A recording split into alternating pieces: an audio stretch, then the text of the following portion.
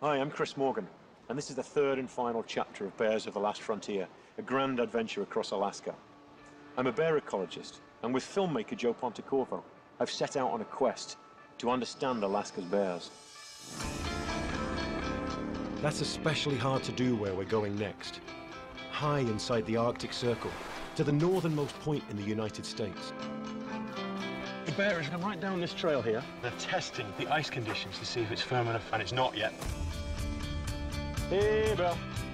She's got her nose in the air and she can catch my scent. She's moving over here with some determination. I think it's time to get in the boat. Unbelievable. My heart is just pounding from the experience.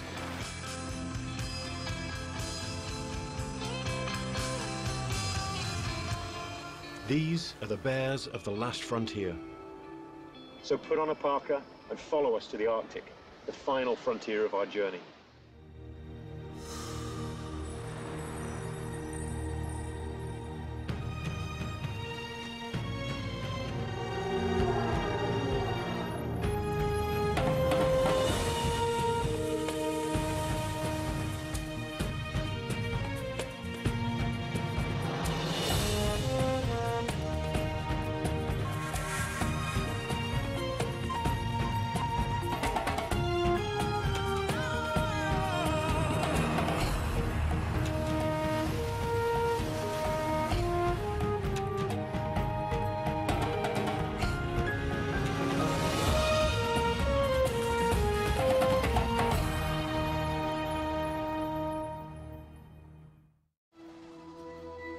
In every culture they've encountered, bears have left an indelible impression on us.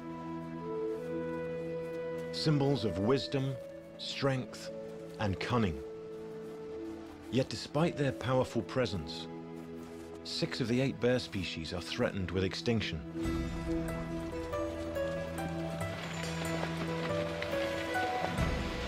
Alaska is one of the bear's last strongholds. All 3 species of North American bears are found here. Brown bears, black bears, and polar bears. My name is Chris Morgan. I've dedicated half my life to the study and conservation of bears. Now I've embarked upon a 3,000-mile journey into the heart of the bear's world. With me, my good friend and filmmaker Joe Pontecorvo. You don't notice it's cold until you look at your equipment and then you see frost over everything. Together, our goal is to peel back the layers of myth and misunderstanding on this complex creature. See that glance? That put us in our place, didn't it? To better understand their personalities. All our theories out the window. To witness firsthand how they live today. And what the future might hold for the bears of the last frontier.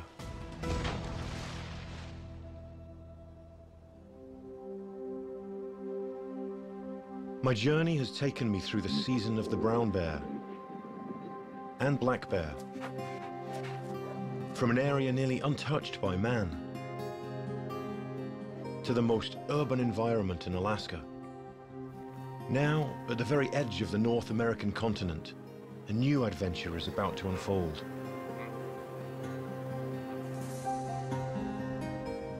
I'll leave behind the cold metal and steel of Prudhoe Bay and head to the home of the polar bear.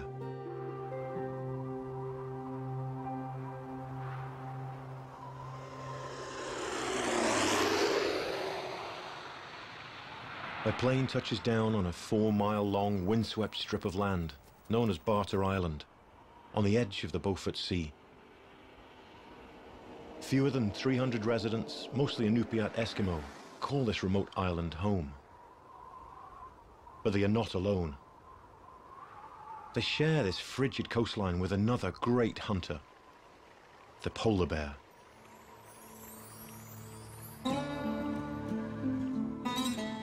While the rest of the bears have denned up for winter, polar bears sense the change in season and are anxious for the chill to set in.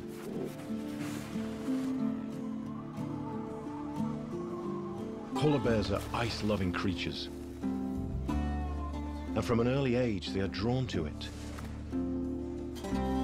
investigating any new formations on the water.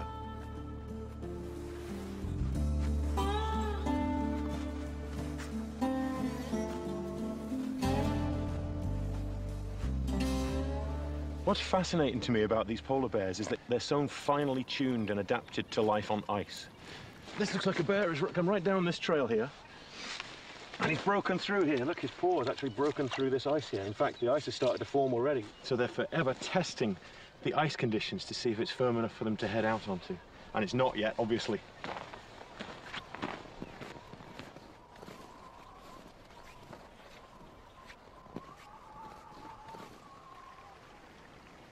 As adults, they depend upon ice to hunt.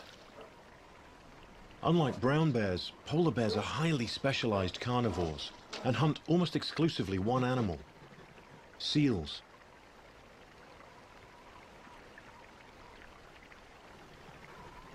The ringed seal looks nervously around, exposed on this open expanse.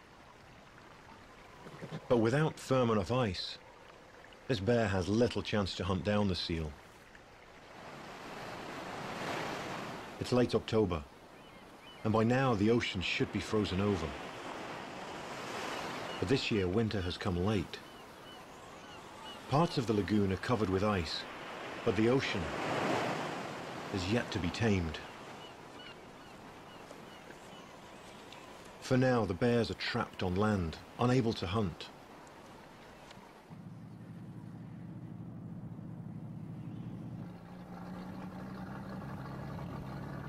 Locals call this area the Polar Bear Campground. It's a nursery of sorts, a safe haven for mothers and young. This time of year, when other polar bears are waiting for sea ice to form, pregnant females are waiting for enough snow to dig their maternity dens. This whole area, in fact, is really important for denning females. When they're pregnant, they come and give birth in the habitat along this coast here, near the Arctic National Wildlife Refuge.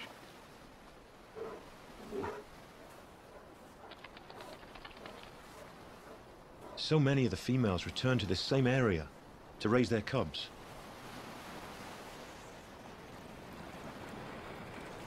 They seem to have this recognition where the cubs are playing, the females are playing, and one cub is playing with another cub from... It's quite the interesting scenario that's going on.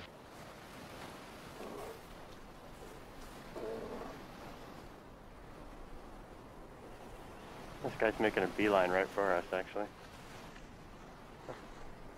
We've only been here a few minutes, and already we've attracted some attention.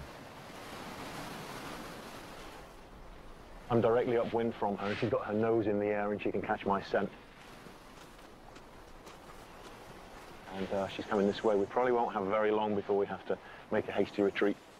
You know, they're the most predatory of the bears, and they're as capable of great speed as grizzly bears are. You know, they can run 35 miles an hour, so.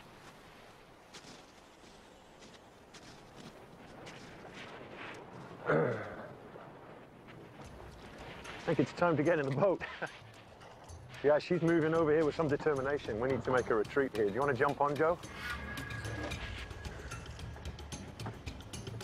Yeah, it looks like it's getting her really agitated. She can smell us, but she can't access us. She can't figure out if we're a meal or not.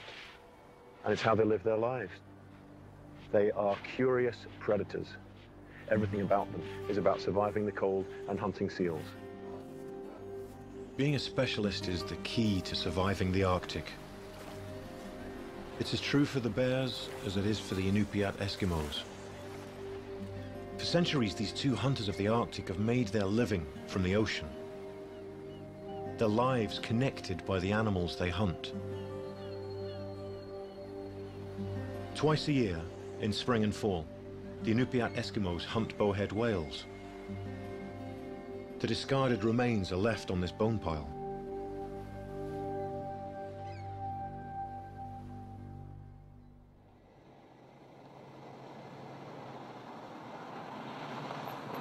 It's 7 o'clock in the morning. We're out on the outskirts of town, and there's a good spot to wait for bears right here, because the bears seem to like coming out under the cover of darkness. But sometimes it's a case of waiting around a long time for them, so that's what we're doing right now.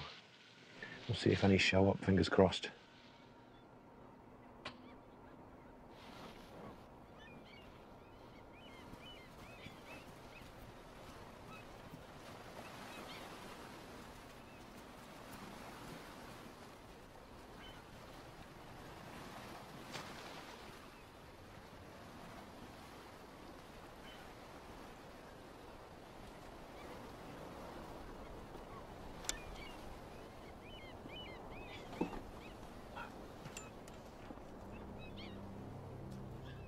This guy is as close as we want to get.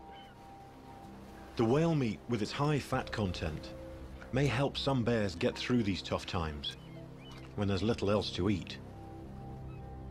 If warming trends continue, competition for this small pile of food could get fierce. For a species already on the brink, polar bears will have some tough times ahead.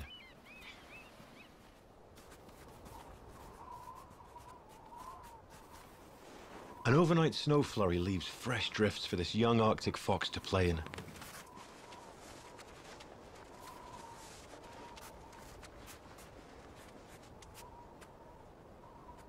The icy lagoon is full of activity. The bears use this new platform to practice their light-as-a-feather walk. Sea ice, unlike freshwater ice, is flexible, which gives the bears a lot to experiment with.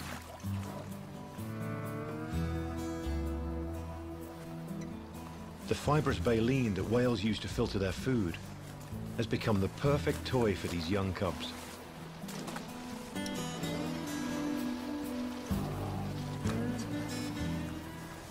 Play attracts attention, and quickly their mum claims the large baleen to strip out what she can from it.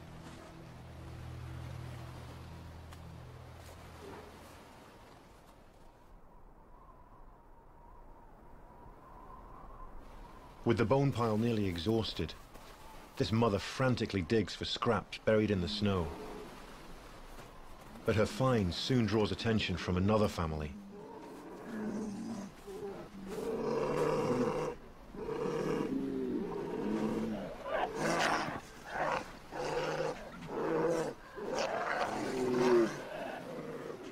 Tensions are high as bears uncover every last bit of whalebone, scraping what meat they can from the bones.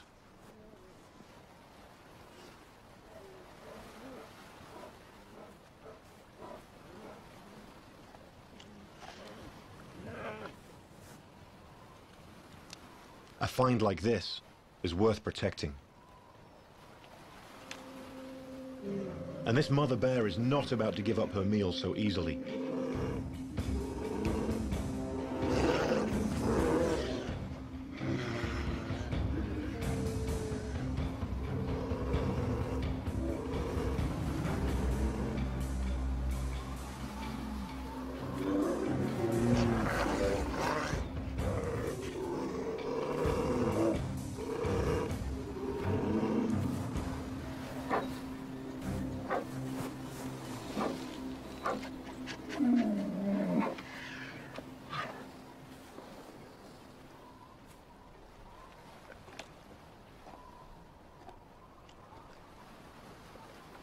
This young bear will have to seek out his own meal.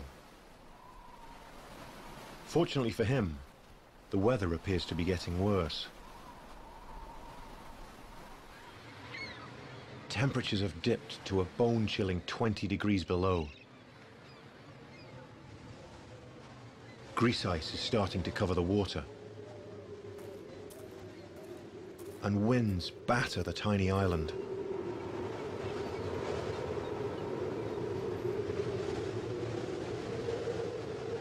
The town is battening down the hatches as the storm sets in. Once ice begins to form, the ocean freezes over in just a few days.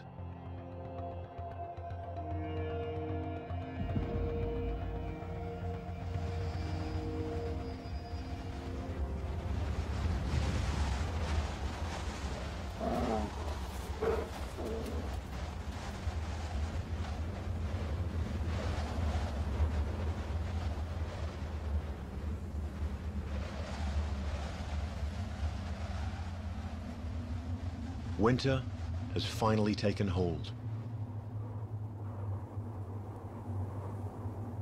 The town, now in its final days of sunlight, bids farewell to the bears as they head out onto the pack ice to hunt.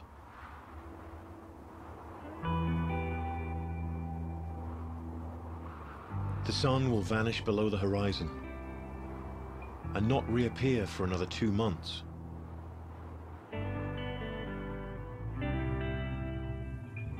For now, the world is in darkness.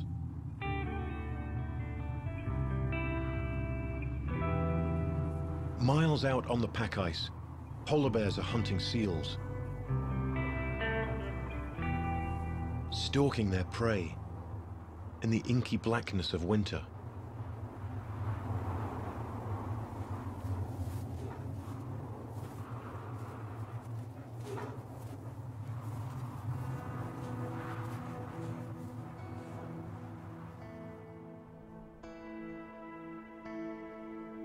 Near the end of January, the sun begins to reappear. It's a time of transition, with more light each day. And by May, in mid-spring, the sun is up 24 hours a day. And it's safe enough for us to venture out onto the pack ice. We're nearly 8 miles out on a thin shelf of ice, searching for polar bears. But I'd be foolish to attempt this alone.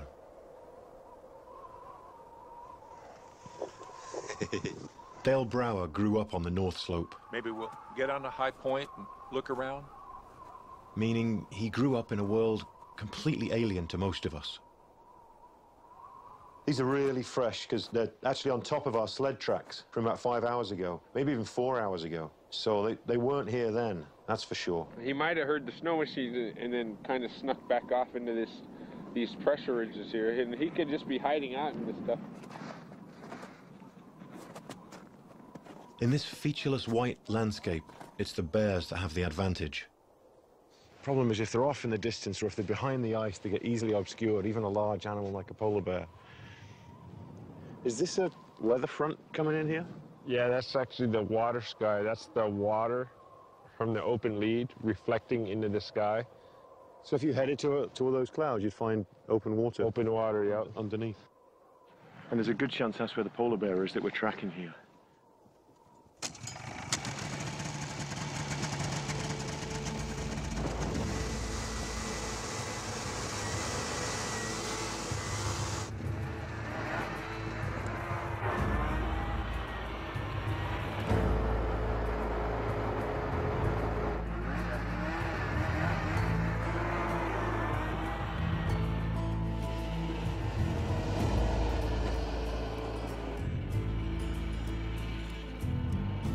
It's been an exhaustive search, and still the bear remains elusive.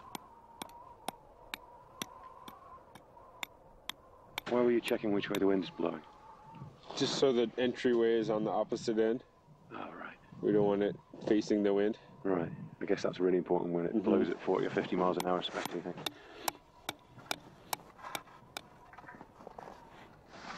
I can already smell the tea brewing.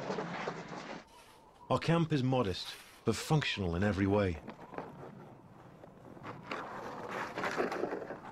I'm discovering there's little that Dale does that doesn't relate directly to our own survival. Even the caribou hides seem to be the perfect insulation against the cold. See how it kind of fits in a little better, like a jigsaw puzzle?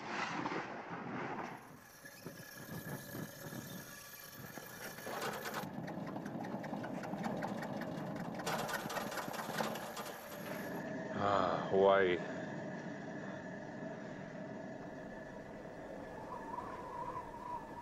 What is that? That's my polar bear up here. It's the best fur out there, is it, for keeping the wind out? Oh yeah, it keeps the wind out, and then it doesn't frost, so it doesn't collect snow and stuff. Interesting. And then it stays pretty clean. Even though if you get it dirty, you can just wipe it in the snow, and the hair will just clean itself off. Basically like a polar bear, after it's done with its kill, it'll just rub in the snow, take a snow bath, and it just takes all the dirt off the fur.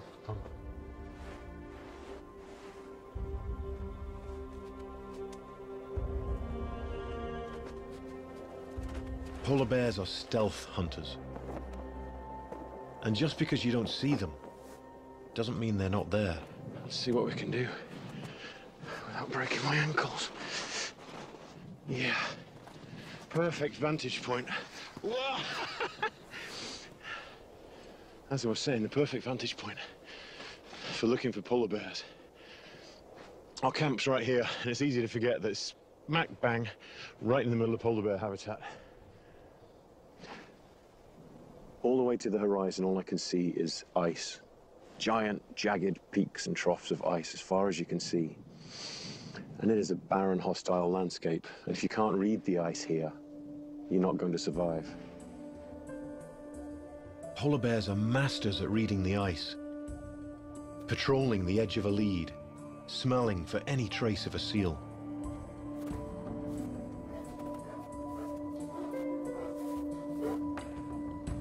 But sneaking up on a seal in open water is a challenge, even for a polar bear.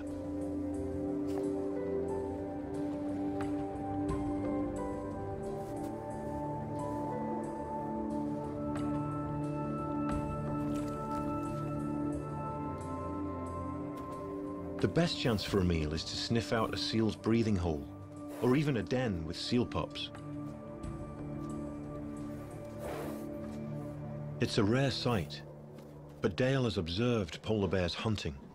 Like, see if there was a hole here, and the bear will squish it like that. Say if the hole was here, he could smell it, and then he'll close the hole, and then dig this side out where the seal is at. And he'll just scoop the seal out. It's one of the earliest instinctive behaviors for polar bear cubs. While their mum rests, these cubs will practice what it takes to become the apex predator of the Arctic, learning to lead with your nose,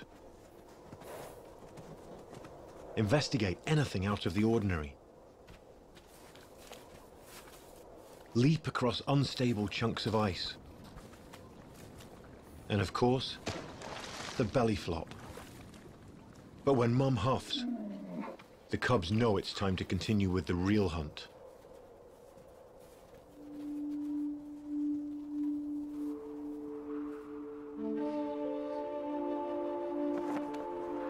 Polar bear tracks have led us here.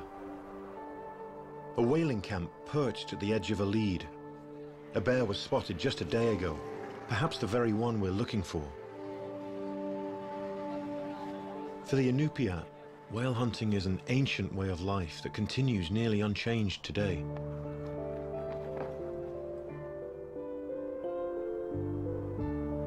With 24 hours of light, the rhythm of life is set by the whales, not the sun.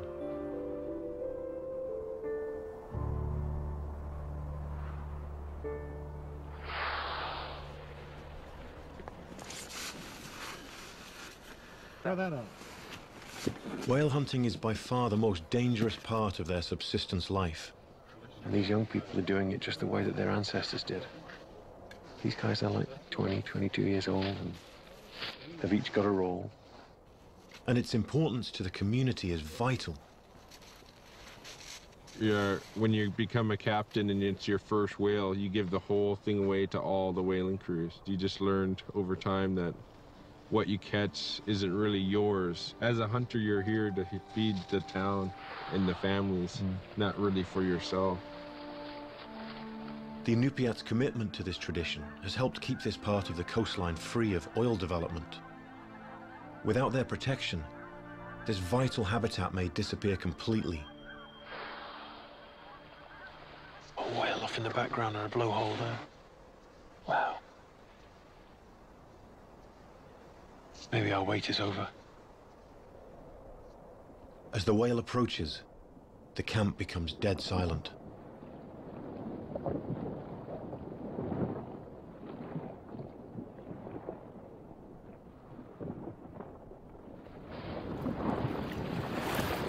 As soon as the whale surfaces, the boat is launched.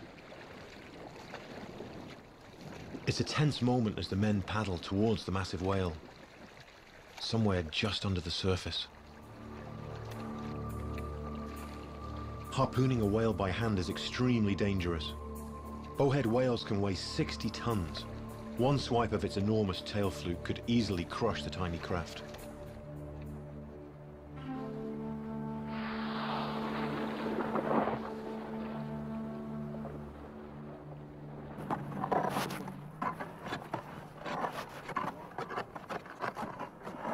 They've got this incredible system here where they're trying to get the whale out of the water. They've dug 2 holes through the ice that go right through, and they're going to feed this block and tackle, and then they'll be able to haul the whale in.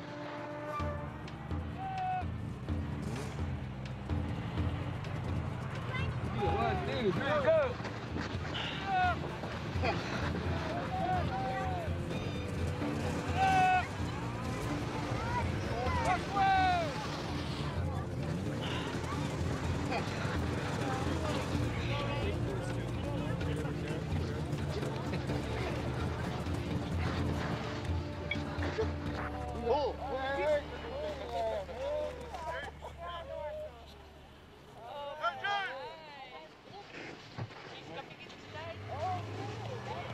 This bowhead whale will feed several families throughout the season, and perhaps the polar bears as well.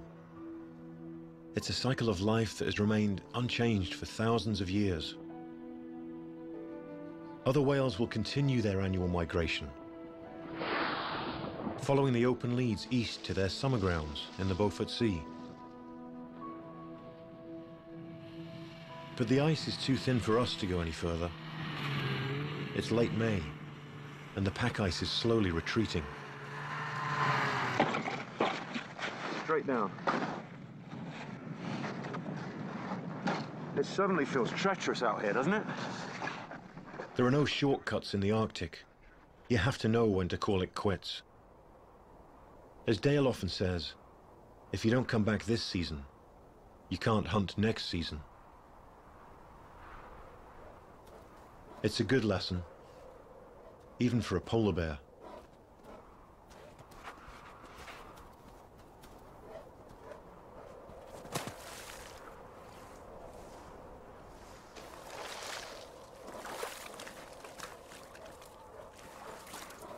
But continually having to haul himself onto the ice takes an immense amount of energy. Polar bears face this challenge every spring. But the impacts of a warming world have made matters worse.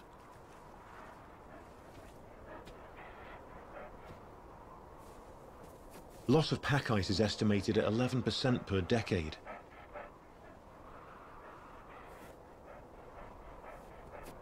The bear's fragile hunting platform is getting thinner. And this mother and cub have found themselves in an ocean of melting ice. And if warming trends continue, scenes like this will become common.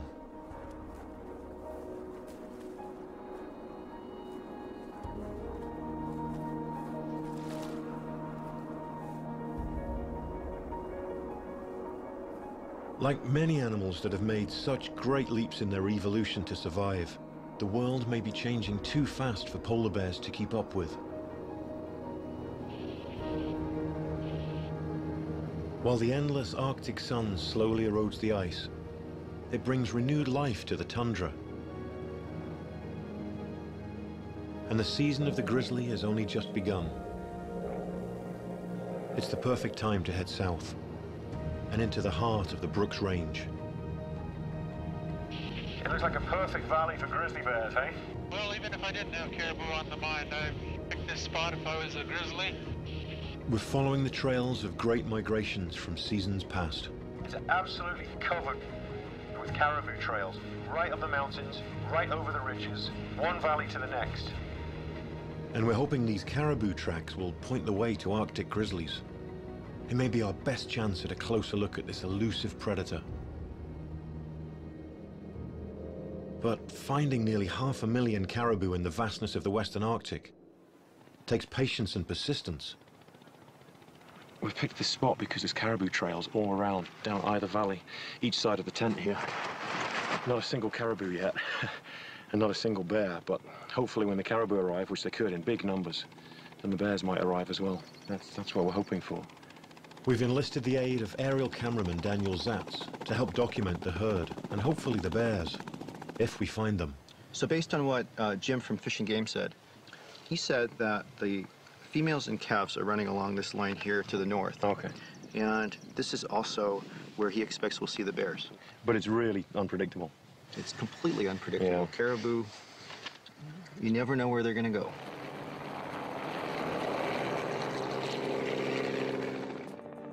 Caribou are the ultimate wanderers.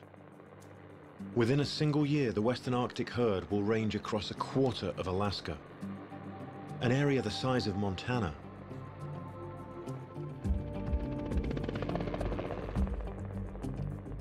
Right there, huge herd of caribou. Look at that, all right by the river. Oh, down under the low point there, look at that. Wow, there must be at least 100, maybe 150 there. Well, I'll fly, you count. Okay. Oh, that's a good sign. Our first caribou. It looks like we're in luck. We've just caught the tail end of a massive herd.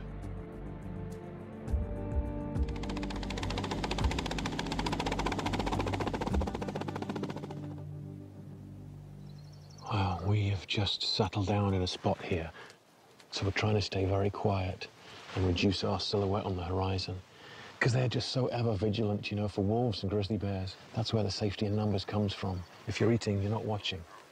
If you're watching, you're not eating. So if you're in a group, you can do both. Spring is calving season, and some of these newborns are just a few days old. Caribou calves can run within hours of being born. It's a matter of survival.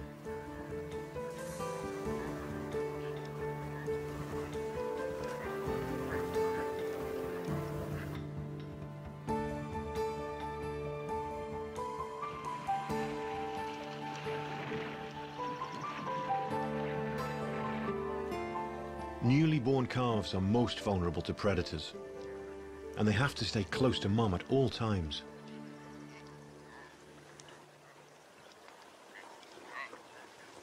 Wolves are never far behind.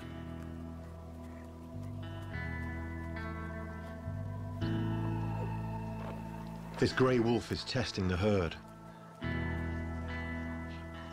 looking for any signs of weakness.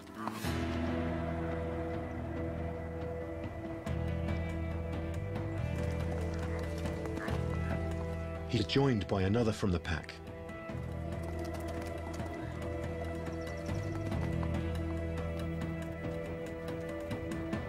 Together, they've cut the herd in half.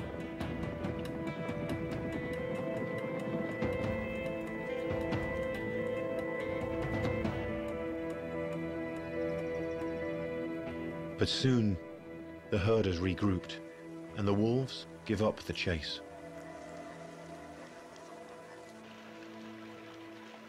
There's little rest for the herd until they complete their seasonal migration to their summer range.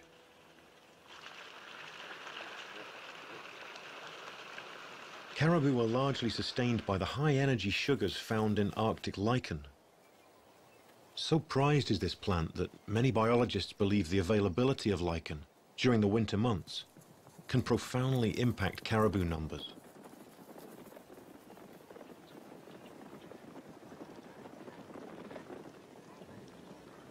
Without the caribou, this landscape wouldn't look the way it does. They aerate the soils as they're walking to make it more productive for plants. Even their hair provides nesting material for migratory birds around here. And you can imagine how much fertilizer 500,000 caribou create. They're like blood vessels flowing across this giant landscape.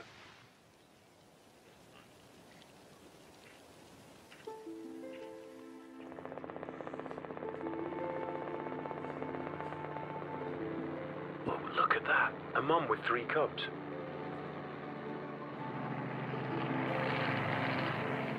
These are spring cubs in their first year of life, foraging along the hillside.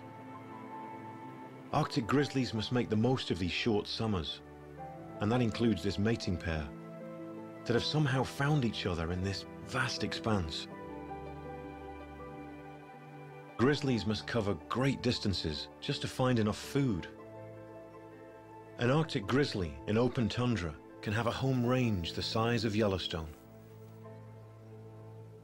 Once you touch down, keeping up with a grizzly is nearly impossible.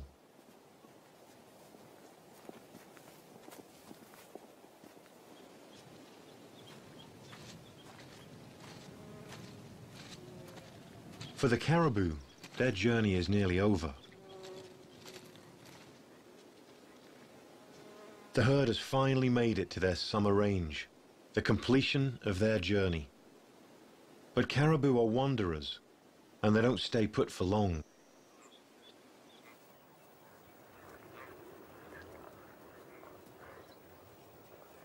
With the herd moving on, and only fleeting glimpses of grizzlies, we are left with few choices.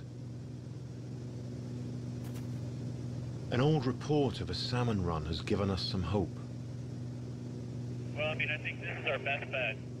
It looks like a good spot, doesn't it? But this far inland, it's a long shot. Even if we find salmon in the river, no one I've spoken with has actually seen Arctic grizzlies fishing.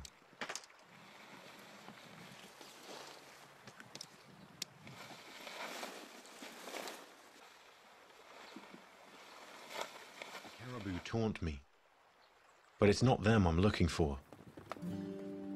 Finding bear sign is the priority here.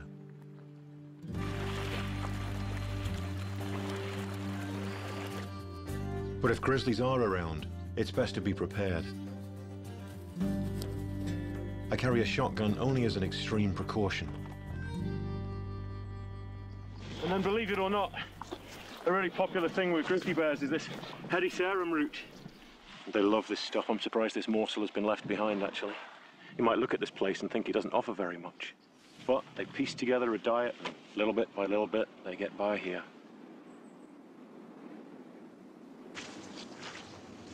Oh, the tracks all through here. Look at this, fresh grizzly bear tracks. And then right in front of it, the caribou track. So both of these species are using this river to get from A to B. And occasionally, if a bear is lucky, they'll be able to prey on a caribou, especially during the calving season.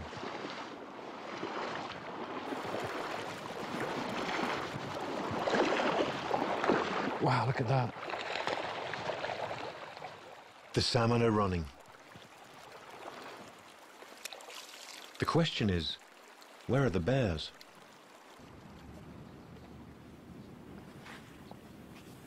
Nearly time for a cup of coffee, I think. After hours of waiting, there's a shadow moving through the willows.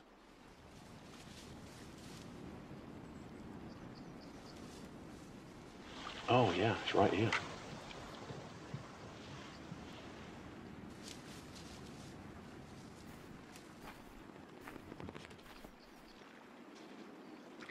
There's a third cub coming up the river.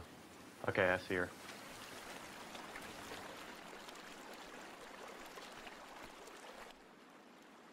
She's crossing here. I do not want to surprise this bear, though. Arctic grizzlies have a much more aggressive reputation than coastal brown bears. She seems pretty cool. She's seen us.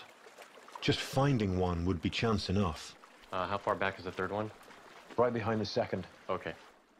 The fourth one is way back there in the willows on this side of the creek.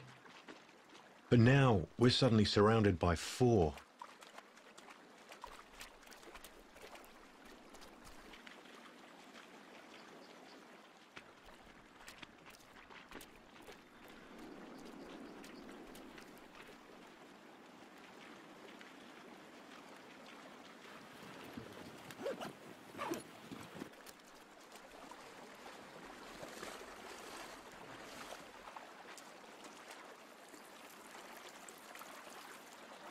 The family seems to be using the river as a corridor.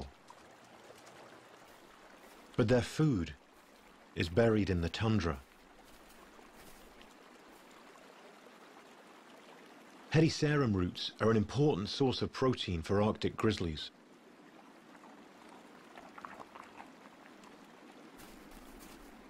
The bear's lack of interest in the salmon is puzzling. But these chum salmon don't have nearly the fat and calories as those the bears eat along the coast. Once they leave the saltwater to head upstream, they stop eating. All their energy goes into reaching the spawning ground where they were born. For these fish, that's roughly 400 river miles. After weeks of swimming upstream, they've used a tremendous amount of their reserves to get here, and the once vibrant color has faded from their skin.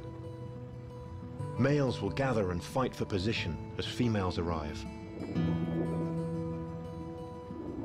Once this courting process starts, it can take hours or even days to complete.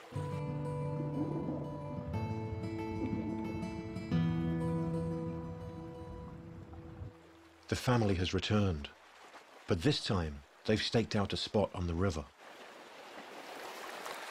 Mom is completely focused on fishing.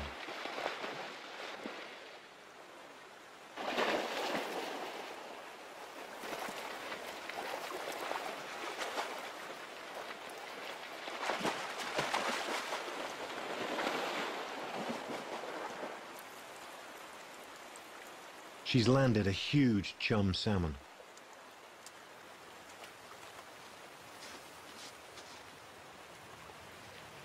The whole family retreats into the willows to share the fish. Here in the Arctic, a catch like this is quite a bounty. Mum quickly returns to the river's edge. The cubs will pick this fish clean, while Mum looks for more. Look at those cubs, all lined up, waiting for Mum to catch dinner.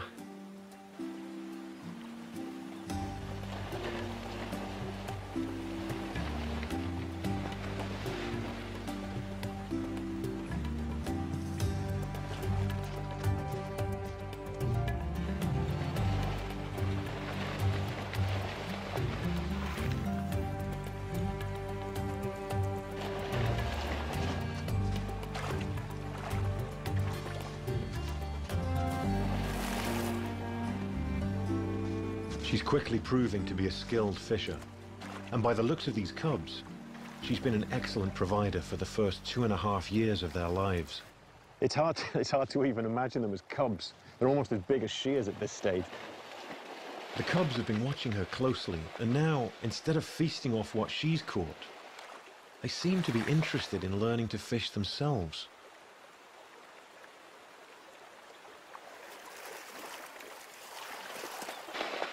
These new experiences show off how different each of these cubs are. They're all individuals. This cub has plenty of confidence. He's borderline troublesome. Close enough. That's close enough. That's close enough. It's okay. It's all right. It's okay. It's all right. He ventures much further than the other two and seems to be quite bold.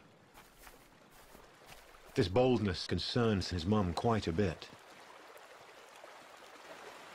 But it's also what yields him his first catch.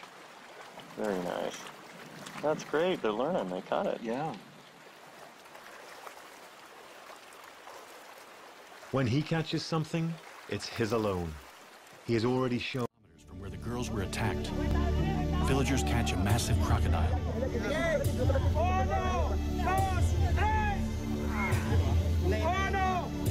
They hope it's the killer.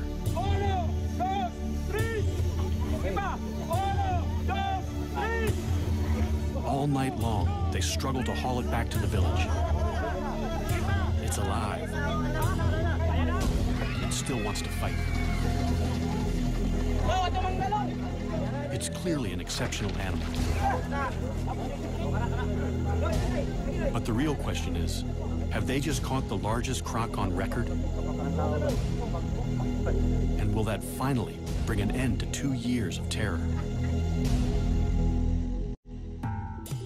The Agusan Marsh lies on the island of Mindanao in the southern Philippines. It's an almost pristine wetland the size of the city of Chicago. At the southern end lies Lake Mihaba. The enormous network of lakes, rivers, and marshland is an ideal habitat for crocodiles. People live here for the same reason as the crocs. The fishing is good. Some build their houses floating right on the water.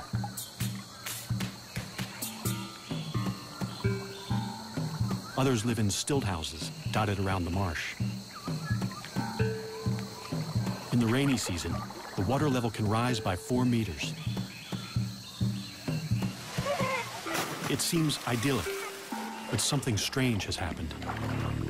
For 2 years, this water has brought misery and terror. A massive crocodile stalked the villagers. It ripped their precious water buffalo to shreds before their eyes, attacked one fisherman and his son,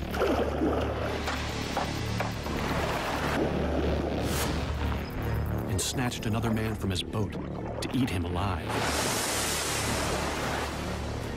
But it all started with the attack on the schoolgirls on Lake Mihaba, in the heart of the marsh.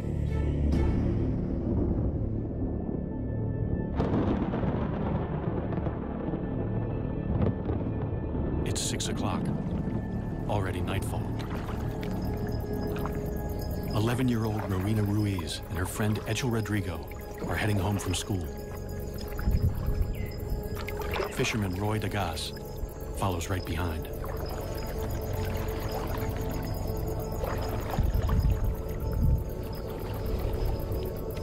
None of them knows that they're being watched by a crocodile about to start a killing spree.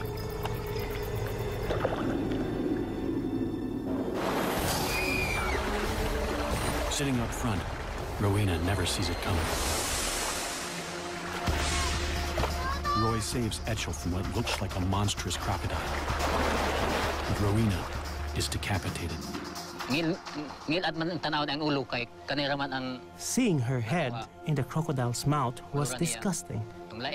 Later on, we found her body covered with banana leaves. It was really smelling bad. Rowena's dugout canoe still bears the scars of the attack. This is Rowena's boat, and these are the bite marks left by the crocodile. Here, here, and here. What kind of monster can bite through solid wood? The culprit is a saltwater crocodile, or salty. They're the largest of all living crocodilians, typically reaching 4 to 5.5 meters. Salties prefer freshwater, but can live in the sea because they're able to excrete salt through special glands. They've spread thousands of kilometers across the ocean to colonize lands from India to Australia. Salties have been hunted to the brink of extinction in much of Southeast Asia for their fashionable and highly sought-after hides. They also have the strongest bite of any animal. The Agusan Marsh is one of the last strongholds of salties in the Philippines. Since 1994, the crocodiles here are fully protected. Killing one could land you 12 years in prison. The tables have turned. Now the people are being hunted. Roy Dagas is badly shaken by the attack. I was afraid that Rowena's parents would blame me for her death and kill me, since I was the one who picked her up. With a rogue crocodile in their midst, no one feels safe. But they have nowhere else to go. 70% of the people here make their living by fishing. We wouldn't get any work in town because my husband is a fisherman. So we have to stay here in the Agusan Marsh. We have no choice but to stay here. The people who live in the marsh are mostly an ethnic minority known as the Manobo. They live a mostly traditional lifestyle in one of the poorest areas of the Philippines, completely dependent on the marsh for their livelihood. After years of peaceful coexistence, people here suddenly live in fear of crocodiles. We stay inside most of the time because we are scared. We only go outside when Roy is around. We used to see them, but they didn't attack anybody. Attacking people, that's the reason. Because the crocodiles are strictly protected, the villagers can't hunt the croc down until the government issues a permit. Meanwhile, children go to school. and the men still have to go out fishing to feed their families.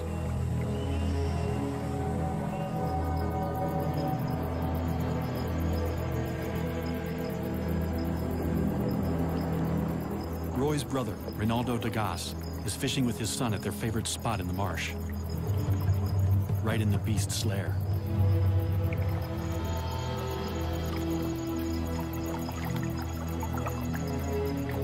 Fishing from the low-sided canoe, they're sitting ducks when the monster croc attacks. The pair fights back. I hit it on the side of its head with my paddle. Then it bit the side of the boat. It was very close. They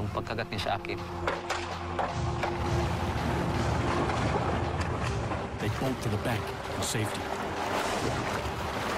Rinaldo cheats death, one of the few who live to tell the tale. I thank the Lord for saving me that night, or I would have been dead meat. Just downriver from Lake Mihaba lies the village of San Marcos, population 1,075. The village has no electricity or running water. It's the main base for the Manobo, including people who live in floating houses and retreat here in the rainy season.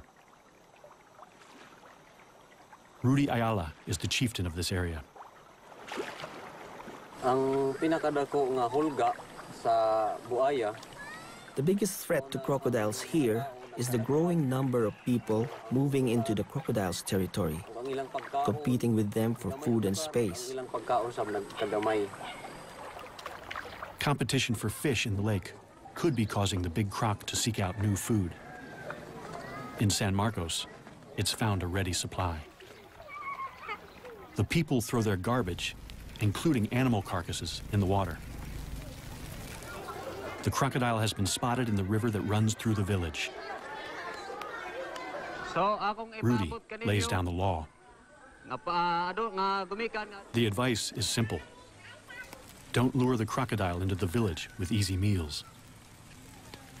It seems to work. There are no further attacks near San Marcos. Instead, the crocodile sets off in a different direction. It's been spotted 5 kilometers south of Lake Mihaba, and it's about to kill again. Nueva Era is a remote village set back from the marsh. The small stream that flows through it is the sole source of water for 1,300 residents. A 15-meter wooden bridge is the only safe crossing, especially now that the croc is in their creek. It's a long way from home, having swum through a network of rivers and creeks to reach the village from Lake Mihaba.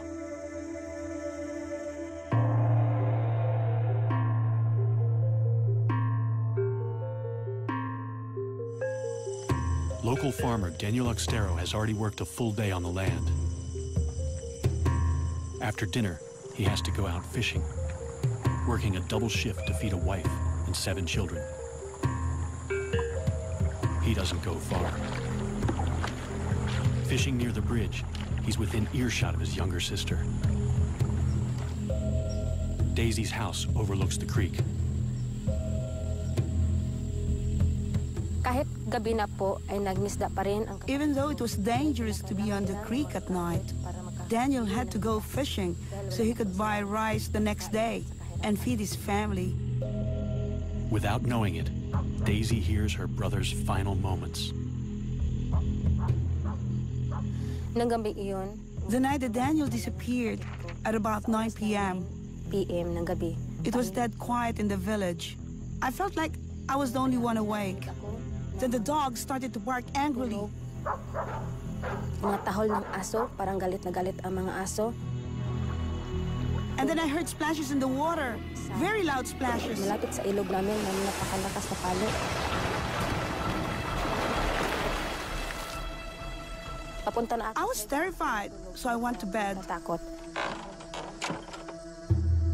At kinaumagahan, the next morning, one of our relatives came to tell me that Daniel had gone missing. Daniel na hindi nakauwi. Despite repeated attempts to find his body, all that was ever found of Daniel was his boat and his hat.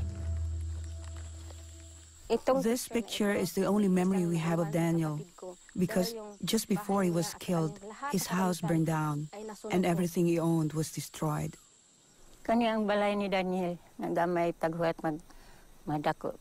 This was Daniel's house, but it burnt down. He was building another one when he went missing. Daniel's family lost a provider and a much-loved father and son. Of course I miss him. He's my son. Perhaps it was fate. He was a fisherman, and maybe this is a fisherman's fate. The fate of Daniel's killer is also sealed. The government in Manila has finally issued a permit to hunt down the rogue crocodile, as long as it's taken alive. There's only one man for the job. Croc legend Ronnie Sumiller has been hunting nuisance crocodiles for 20 years. This will be his most dangerous mission yet. Members of Daniel's family are eager to show Ronnie to where the attack happened.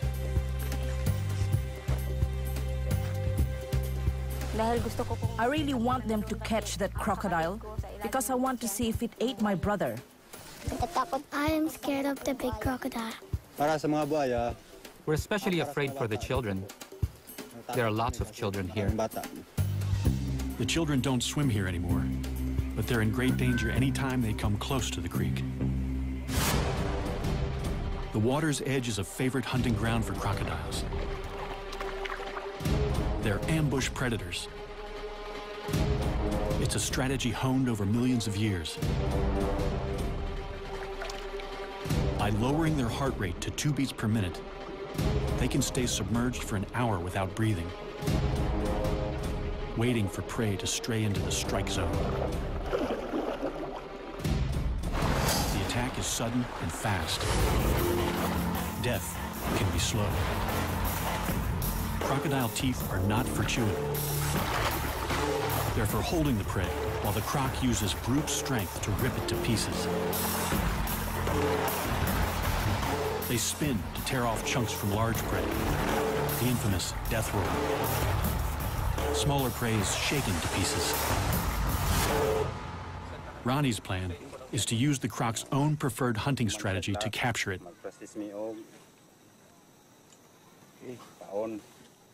A morsel of chicken suspended just above the water is an irresistible lure. So that's the principle. When it is grabbed by the crocodile will run away, and this will close down. This will cut the upper jaw. In Ronnie's experience, a snare is least likely to injure a crocodile.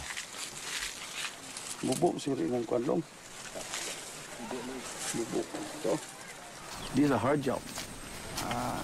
Because you have to make sure that we have to capture it alive. Ronnie posts a sentry in a nearby treehouse. Now, it's a waiting game.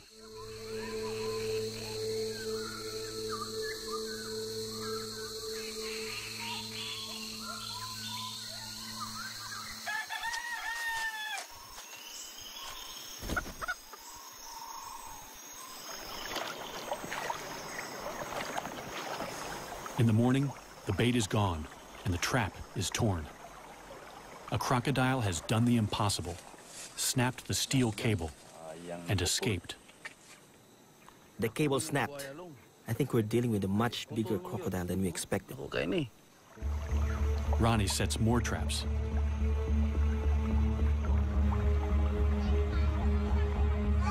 For the villagers, it's a terrifying wait. They find trap after trap in shreds. The croc must be huge. 3 weeks later, a trap finally holds.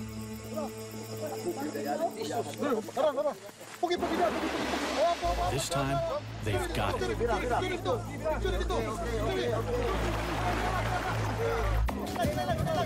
Several dozen men strain in a tug-of-war with a powerful crocodile on the end of their line.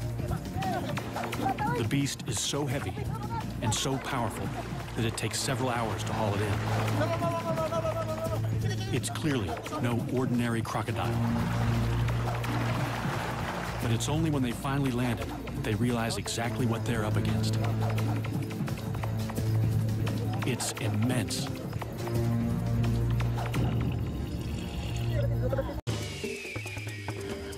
This show was created for you and your family to watch together. Welcome to Nat Geo Wild.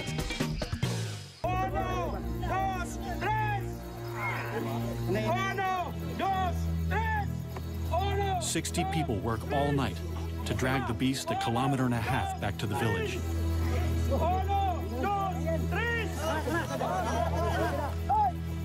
It's over a ton of muscle, power, and killer instinct.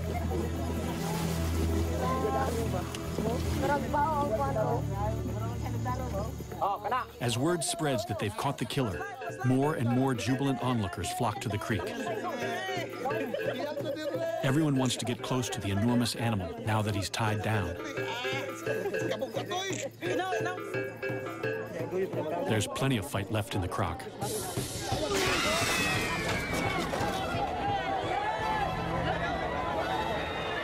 For a moment, everyone's heart stands still. The ropes only just hold. But the hard part is yet to come.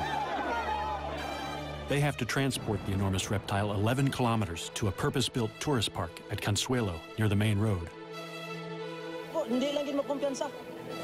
The problem is, the road to the park is on the other side of the creek.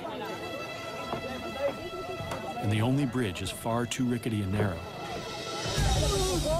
They have to transfer the killer crocodile to a makeshift pontoon and float him across.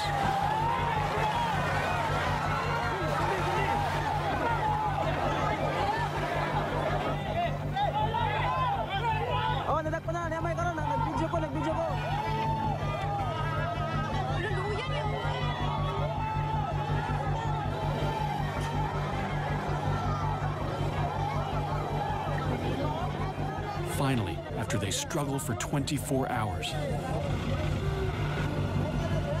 victory.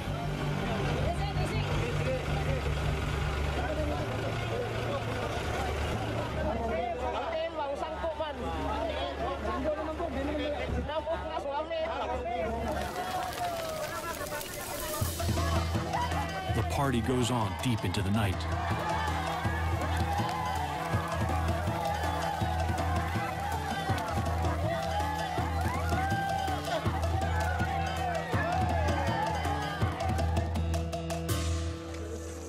Morning finds the monster the star attraction at the Echo Park. Its pond was initially going to be a swimming pool for children. It's clearly a male.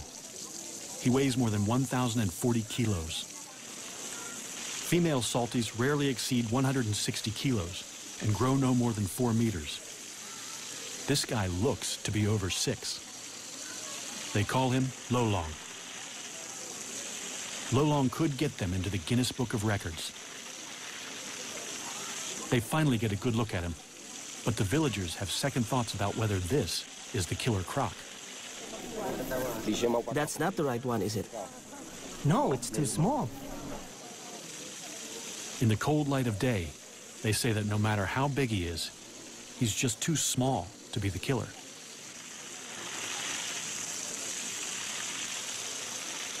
Roy Dagas, who was with Rowena when she died, is certain that this is not the croc he saw that night.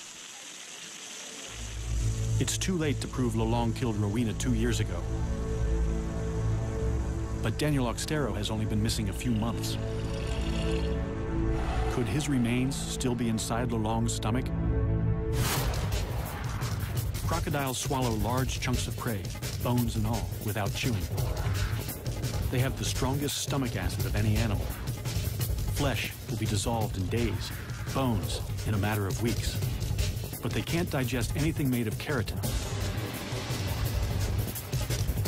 So horns or human hair and fingernails can remain inside the croc for months. It's a long shot, but the people are desperate for answers. They can't slice him open. The next best thing is to pump his stomach. As soon as news of the capture breaks, Ronnie rushes back to the village to look for proof. He inserts a length of plastic tube down the croc's gullet. Then he pours bucket after bucket of water into him until the croc vomits violently.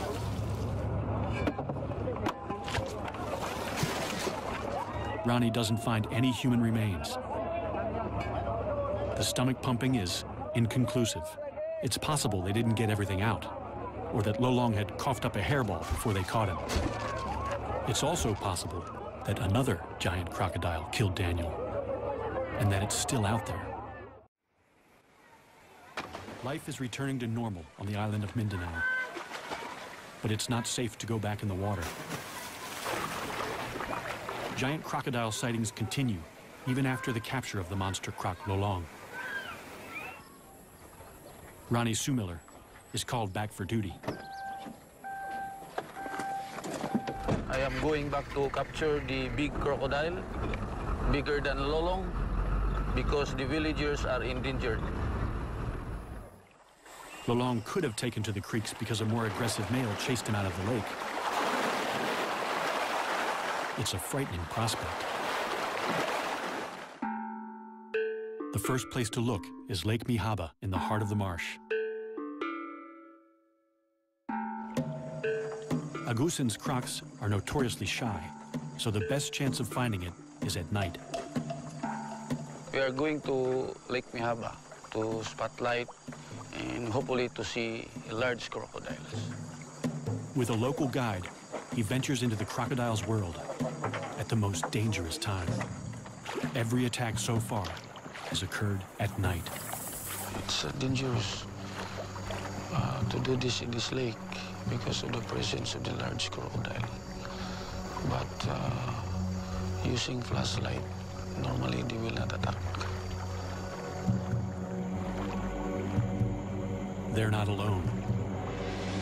There are hundreds of crocodiles all around them. One of them could be the giant killer. In this lake, it could be 2 or 3 large crocodiles. Could be as large as Lolong, maybe 20 feet. They see lots of smaller crocs.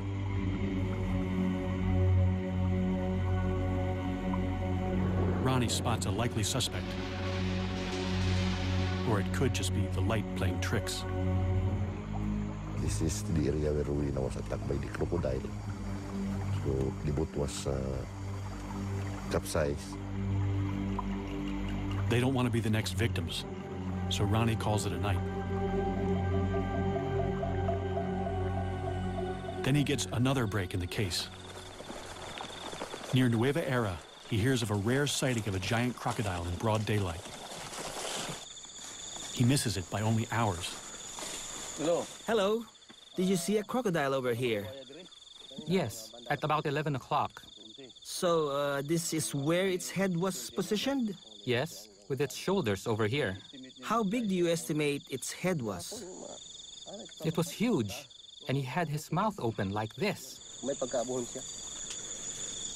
With a stick, Ronnie measures where the head was, so he can estimate the croc's total length. So they're at the pit. I've never seen a crocodile like this. He is almost 40 feet, I should say. It's really a huge crocodile. Even for a skeptic, it's scary to imagine the croc that hauled out here. Then Ronnie discovers that this is not the first time that someone has reported a 12-meter croc around Nueva Era. A few months ago, Javar Abdul saw a colossal crocodile take down his prize water buffalo, or carabao. Imagine the croc that could take down one of these. A fully grown carabao weighs almost 500 kilos. Losing an animal like this is like losing a tractor. They're our livelihood. We use them to plow the fields and to haul logs. It was a huge loss for me because it was the only carabao I had. The monster dragged the massive carabao downstream, but got stuck under the bridge, so Javar got a good look at the culprit. So why couldn't the croc pull the carabao under the bridge? The water level was too high, so the legs of the bridge were blocking it.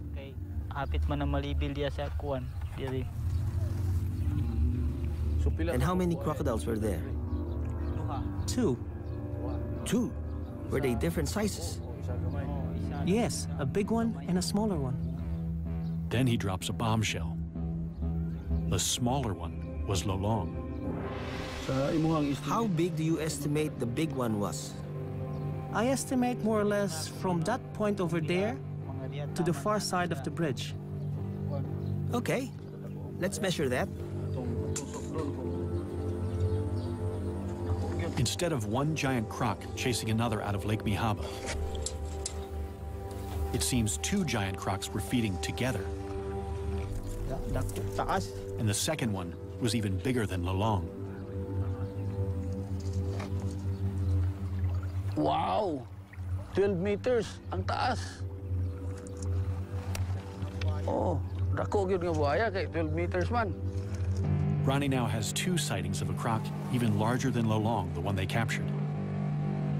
And no incriminating material in Lolong's stomach. So another croc could be responsible.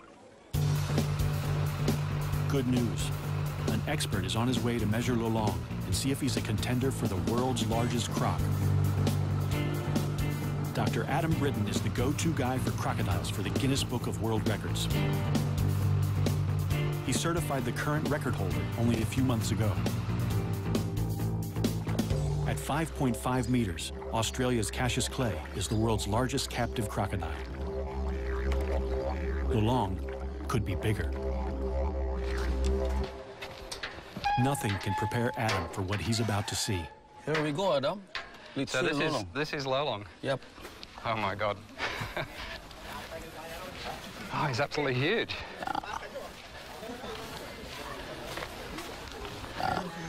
That's Lolong. It's incredible. Yeah. So really huge. I think he's the biggest crocodile I've ever seen. To qualify for the Guinness record, Adam has to ensure Lolong lies perfectly flat and dead straight. So how do you measure a giant man-eater? It would be good to do it actually down on the crocodile's back. Very carefully. I'm actually going to inject him with 2 different drugs.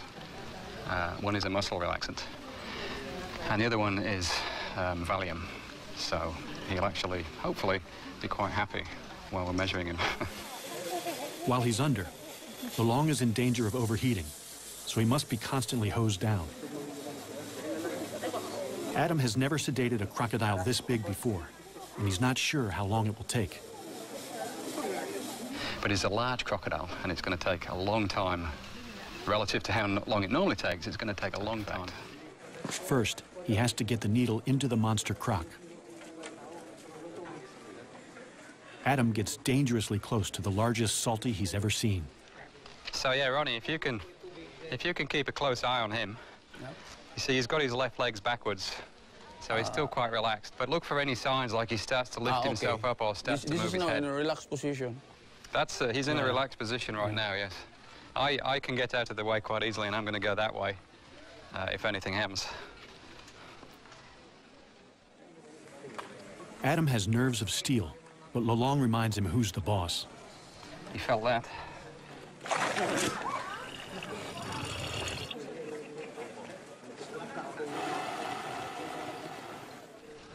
He's got some really powerful muscles that run down his tail, and this is intramuscular.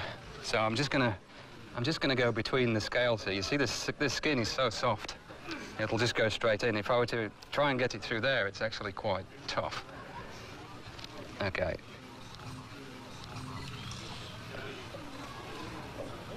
Up. Okay. It's like a big mosquito. Wow, even that bent the needle. That was simply because he moved his tail. So the power of the muscles in the tail bent the needle while it was inside. 30 minutes later, Lolong is still showing no signs of feeling sleepy.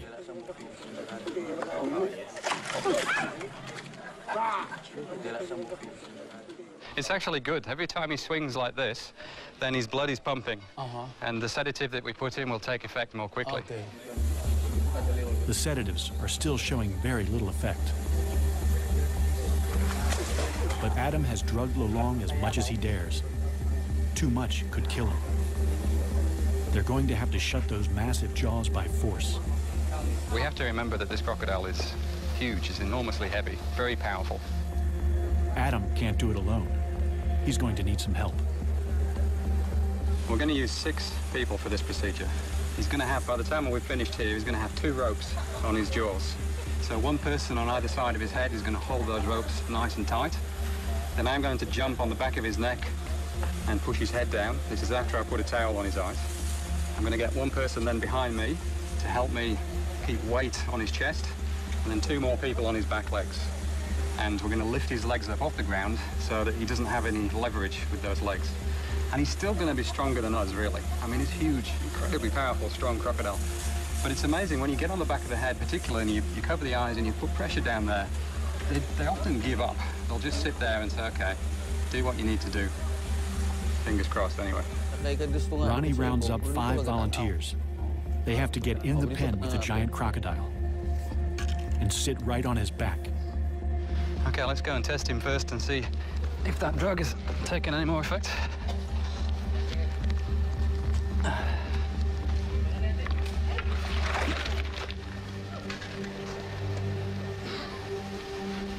Yeah, just poke him, just touch him gently there. You see the way he tried to flick his head then?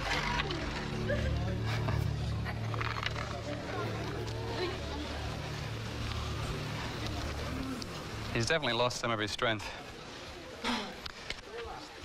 They place towels over Lolong's eyes to help keep him calm. Okay.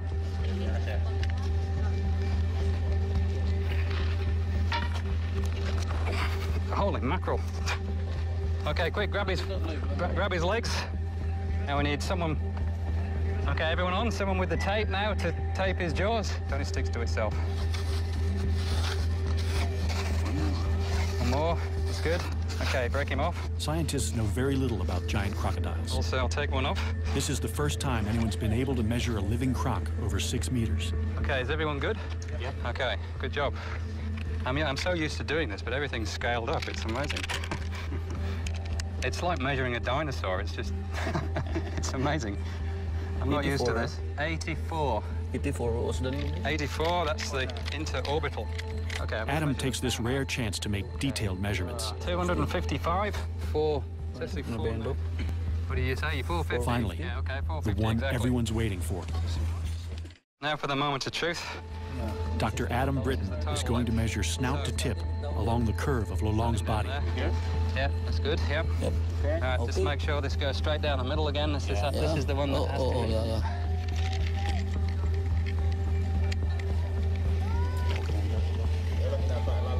Can I get someone to hold this? 6170. 6170.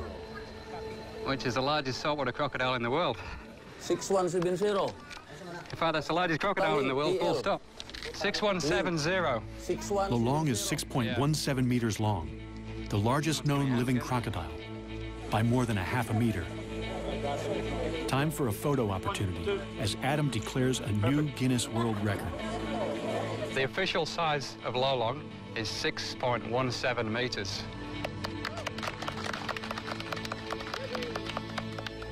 I'll give him a round of applause for that. That's very impressive. How did Lolong get so big?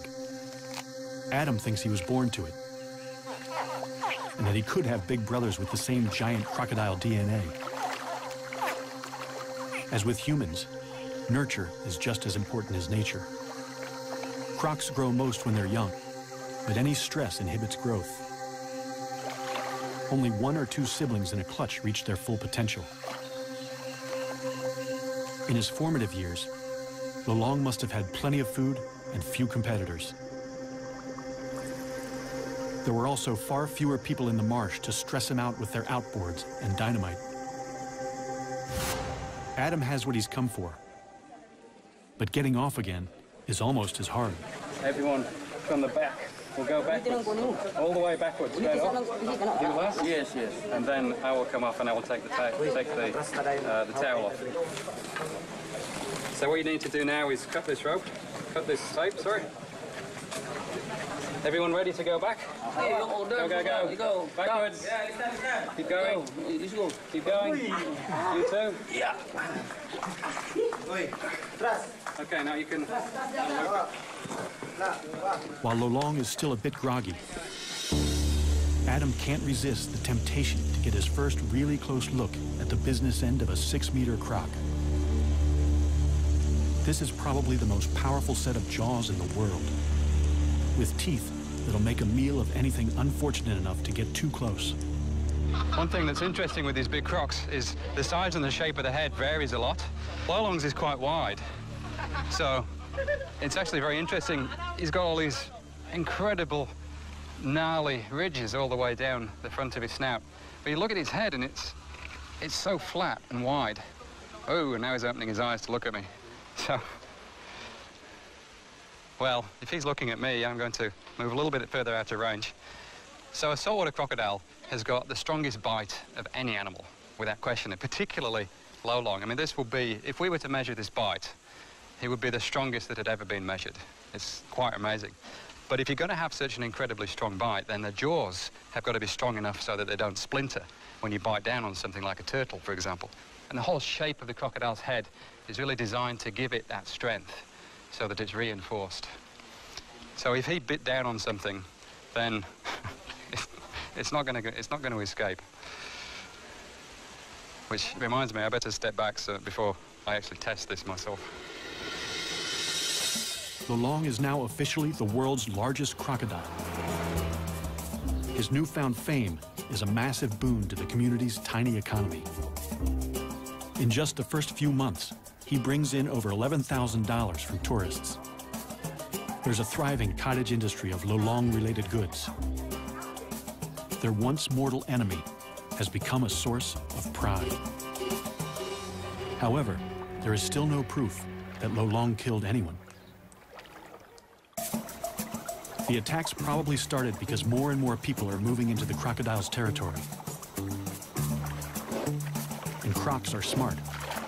Once they're onto an easy meal ticket, they'll keep coming back. There have been no more deaths since Lolong's capture. Still, the rumors of another giant croc won't go away. And after Adam and Ronnie go home, the people of the Agusan Marsh will still be living with thousands of crocs just meters from their houses. They've caught the world's largest crocodile, and they have a pen ready for his bigger brother. No matter what the experts say, the people believe that the real killer is still out there.